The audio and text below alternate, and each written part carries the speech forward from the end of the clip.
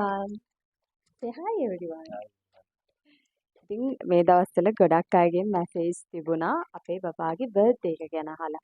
ඉතින් මට හිතුණා චූටි බබෙක් ඉන්න ඔයාලට hi good morning.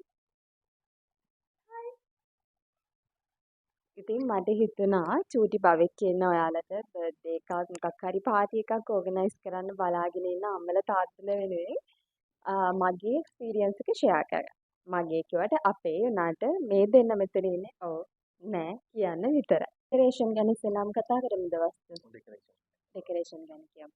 මොකද ඒක ගොඩක් ස්පෙෂල් ඉවෙන්ට් එකකට ස්පෙෂලිම බර්ත්ඩේ පාටි එකකදී දැන් ගොඩක් තීම් එකකටනේ යන්නේ. ඉතින් අපේ බබාගේ ආසම තීම් එක අපි ෆලෝ කරා එතනදී.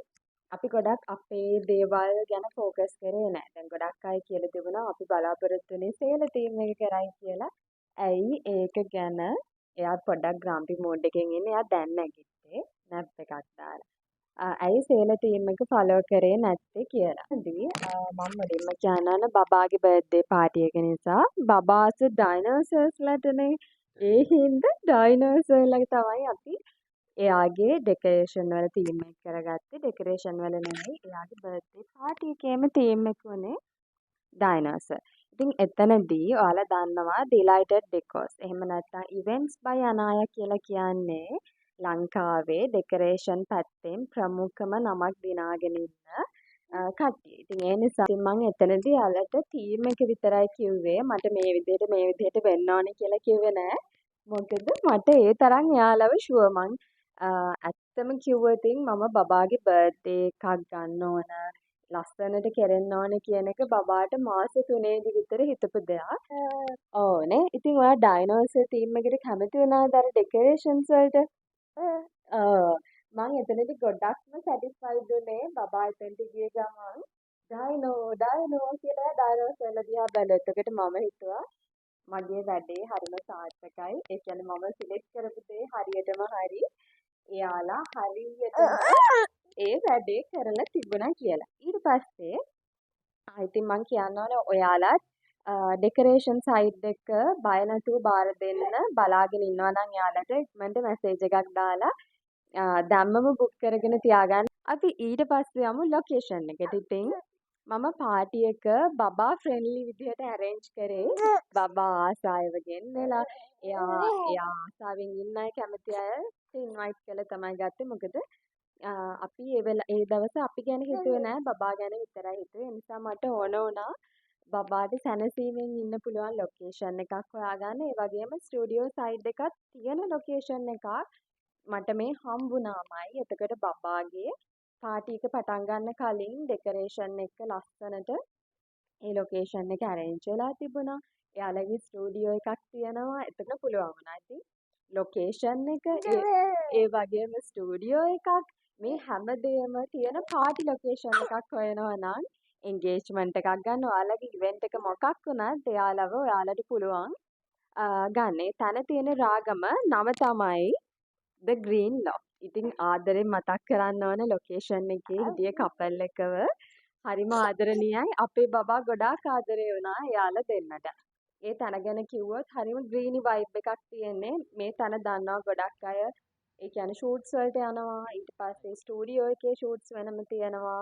අවුට්ඩෝර් ෂූට් කරන්න පුළුවන්. මේ හැමදේම එකම තැනින් කරගන්නවා නම් මම හිතන්නේ The Green Loft කියන්නේ හොඳම ප්ලේස් එකක්.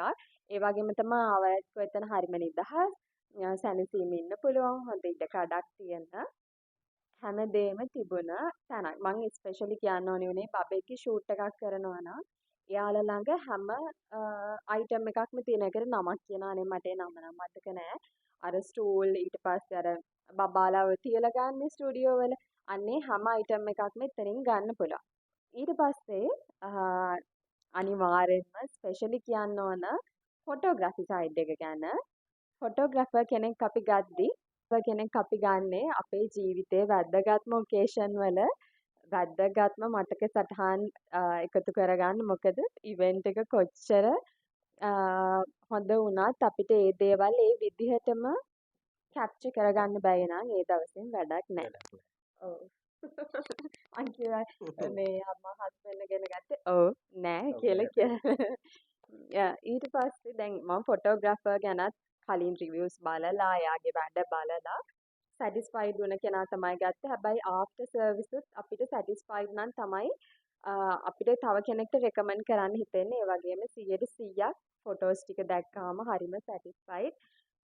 ස්පෙෂලි කියන්න ඕන අපි එදා උදේ තව වැඩක ඉඳලා තමයි හවස පාටි එකට ආවේ.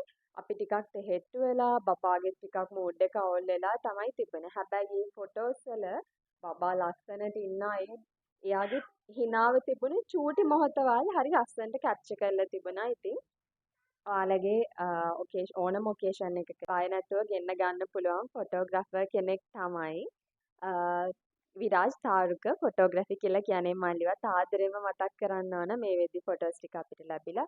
ඔයාලා ටිකක් දැකලා තියෙන්නේ මම තව ටිකක් දාන්න ඉන්නේ සෝෂල් මීඩියා වලට. ඉතින් මට නෙවෙයි මට ඔව් ඇත්තටම ඉඩයක් හම්බෙන්නේ නැහැ බවාලා දෙන්නෙක්ව බලා ගන්න වෙලා තියෙන නිසා වීඩියෝ එක කරන්න මට හිතෙනවා මේ වෙලාවේ නිදහස් වෙලාවේ ඉන්න වෙලාවේ කරන්න ඕනි කියලා. හරි ඊට පස්සේ කියන්න ඕන කේක් එක ගැන. කේක් එක බර්ත්ඩේ එකක ඕනම ඔකේෂන් එකක වැද්දගත්ම පාර්ට් එක තමයි කේක් එක. ඉතින් මේ බර්ත්ඩේ කේක් එක ඔයාලා ගාල්ලේ නම් එන්නේ අනිවාර්යයෙන්ම දන්නවා ඇති. කේක් ඇන් කේක් පේජ් එක කරන අක්කගෙන් තමයි කේක් එක හදාගත්තේ ඩයිනෝසර් තීම් එකට. මං ඒ අක්කටත් මෙහෙම වෙන්න ඕන මෙහෙම වෙන්න ඕන කියලා කිව්වේ නෑ. මොකද මට යාවත් ඒ තරමට ෂුවර් නිසා. ඒ වගේම කිව්ව දවසේ මට ලස්සනටම කේක් එක හදලා තිබුණා. එයාගේ මං ගොඩක්ම කැමති වුණේ මම මුලින් පේජ් එකේ දැම්මා පෝස්ට් එකක් මට කේක් හදන හොඳම කෙනාව සජෙස්ට් කරන්න කියලා. ඉතින් ගොඩාක් අය අක්කව මට සජෙස්ට් කරලා තිබුණ නිසා මම එයාට දාලා තියෙන කට්ටියගේ රිවිව්ස් බැලුවා.